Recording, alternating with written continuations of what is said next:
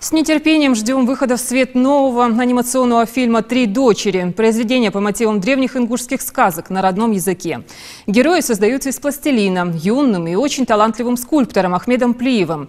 Он работает над мультфильмом с апреля прошлого года. Парень не слышит, но богатое видение автора помогает творить чудо. Репортаж с Залиной Могушковой.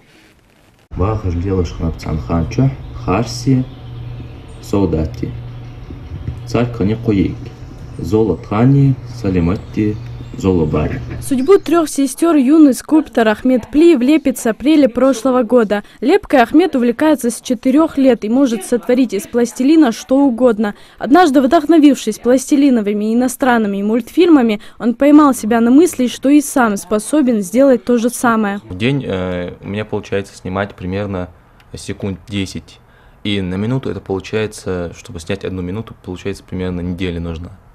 А больше всего времени у меня уходит на декорации, вот на такие вот площадки.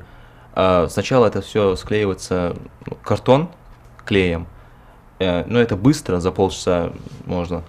Но самое трудное это наложить пластилин, конечно.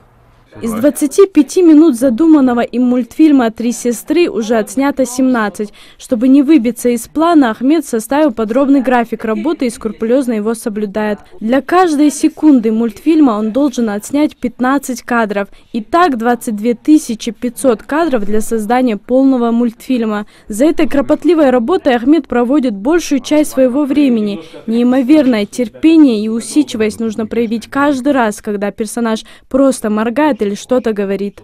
Чуть-чуть другое. И вот так вот по 2 кадра. Сценарист фильма и самый главный вдохновитель Ахмеда – его мама. Сюжет, который она написала, основан на древних ингушских сказках и будет озвучен на родном языке.